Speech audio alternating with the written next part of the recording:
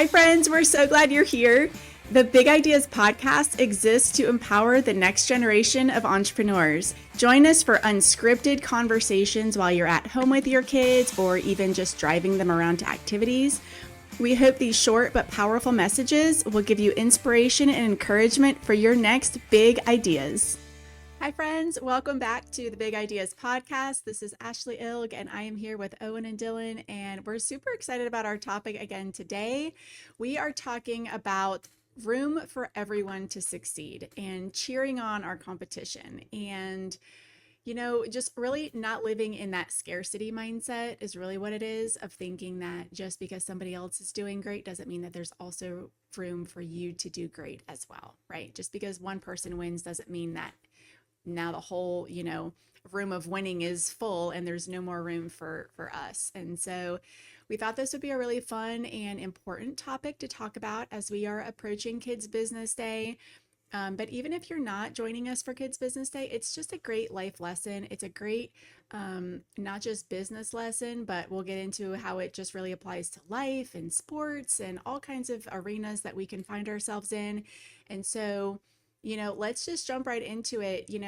Owen, why don't you kind of paint the picture of what this might look like at Kids Business Day, with just making sure that there's room for everybody to win, and what we can do to make sure that, that is the mindset and the perspective that we have.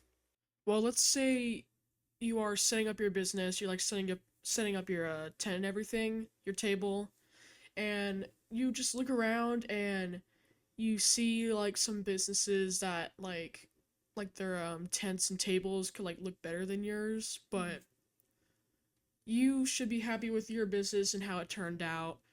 And even if one business looks better, doesn't mean theirs is going to be successful and yours will be bad. Yours might be successful. Yeah. So what would you do in those kind of situations? Um, Like if they're like, "Hey, Owen, love the business," you'd be like, "Oh yeah, thanks." Like, what would you say back? I'll say, "Oh, I really appreciate that. I think my business looks great also." Yeah. What, Something like that. What would you too? Yeah. Okay. So I think Dylan was following my question better. So yeah, so you're gonna cheer them on, right? Yeah. So what would you say to them? I'm sorry, what? So what would you say to them if they said, "Hey, Owen, your business looks awesome. Good luck today." Like, what would you say? Would you say, "Yeah, thanks, it does look good," or what would you say? You too. Somebody says me too. I say you too. Okay, good. Okay, so Dylan, what would you say? Oh, now I'm lost. I would say thank you. I like yours too. I'd probably go check out the business, and I'd probably go socialize because I'm good at that. Okay, so the point is you guys would equally encourage their business to win and succeed just as much as yours, correct? Yes. Yeah. Correct. Okay. Good. So as long as we're clear on that, that is the whole point of this episode. So, I think in business it can get really tempting to, obviously we're going to be putting in a lot of time, a lot of effort, a lot of creative energy into making sure our business is as great as we want it to be.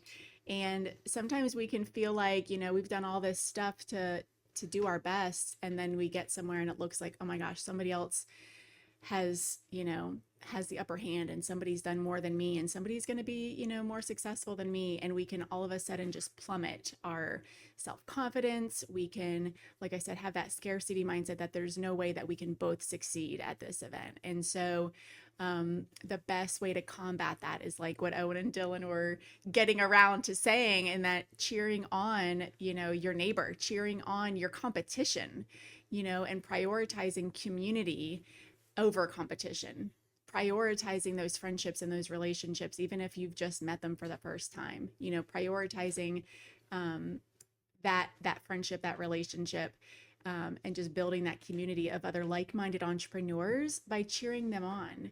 And it's amazing how you'll feel better about yourself. You'll just encourage them, and you'll see how much that just comes right back to you as well.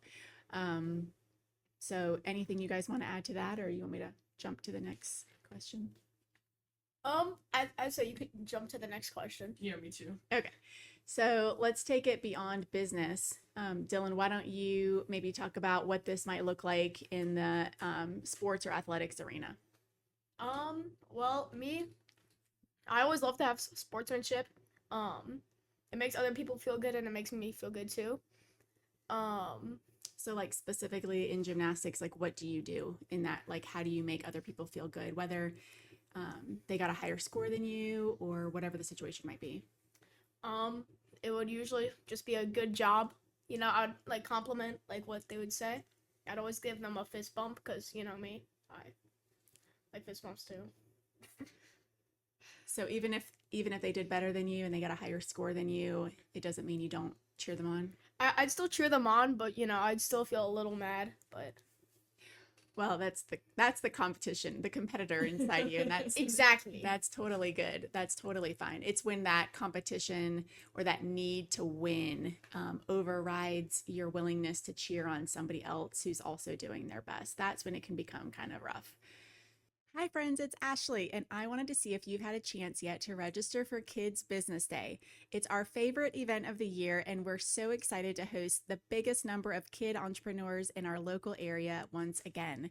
Be sure to check out ashleeilg.com/kidsbusinessday for all the details, the link to register, and while you're there, make sure you download our free guide to plan your business. It's everything you and your kids need to plan the best event yet. We can't wait to see you there. And now back to the show.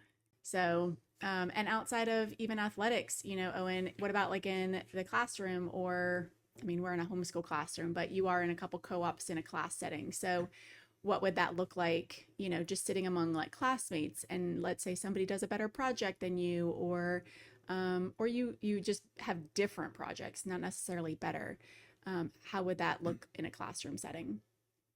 Well, um let's say I'm at a science fair and I've been like working really hard on my science fair project and someone has maybe like a cooler display for it or like a better experiment than mine or something like that. But I would always still be proud of my work and I would also cheer them on too. Mhm. And yeah. Yeah. Yeah, that's a good example for sure. You had some really good science experiments last year. Dylan will be doing that this year. Well, I love that.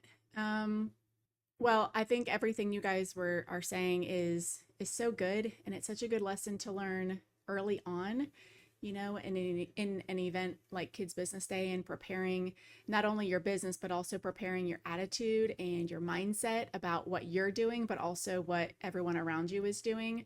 So we've talked about maybe a situation where somebody's business or school project or athletic abilities might be a bit intimidating or, and you're just having great sportsmanship. But let's flip the script a little bit and say, what if somebody let's take it back to Kids Business Day.